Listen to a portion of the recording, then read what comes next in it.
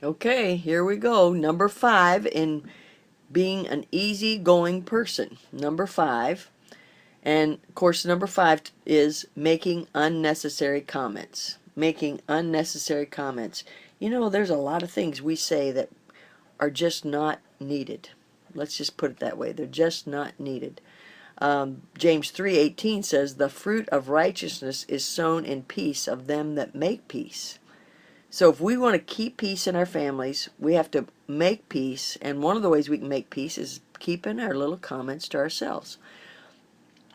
I can't tell you how often my mind thinks of little retorts or things to say or ways to defend myself, and making these little comments. And just in the last week, I've said some things that I think are just horrible. Now that I look back on them, and I'm speaking about not making unnecessary comments, I think, you know what? I have done this. You know, I sat there and I thought, now, have you done this, Loretta? And yes, unfortunately, I have. You know, I always wish that I could speak on something that I'm already good at, but unfortunately, I'm not good at anything. I'm working on things all the time. But this is what happened to me the other day. We were all supposed to drive. 4 of us were supposed to drive, and one of them was Katie, who has a little 4-month-old baby. And she's we're getting ready to pull out of the parking lot, and she says, "The baby's hungry. I'm going to have to stay back behind and feed the baby and then catch up with y'all in a car."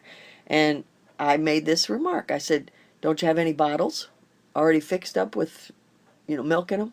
And she said, "No." Now, when I said that, that's saying you should have planned this better. Now, can I say that is bad? And I've had to apologize for saying that to her. Do you, do you understand that some of our questions are not meant to really be helpful? They're meant to put somebody down or make them feel a certain way.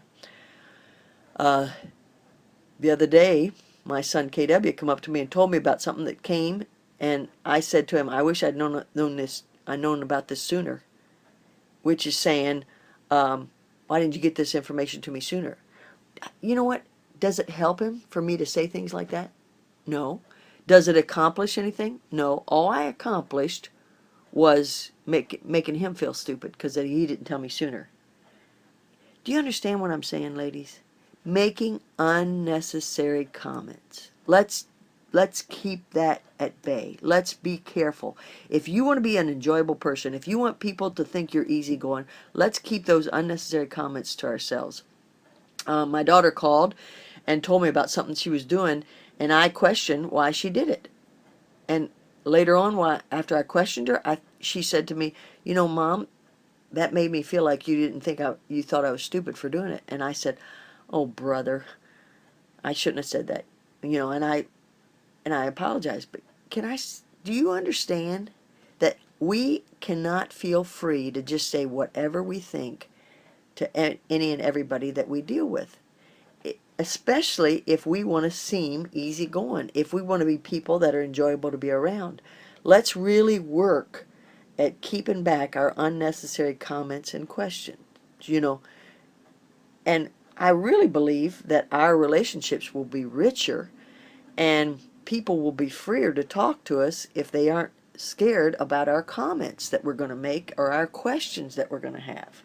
You know, if they just want to throw out an idea to us, we can just say, "Oh, that's interesting," instead of, "Oh, I don't know if that'll work."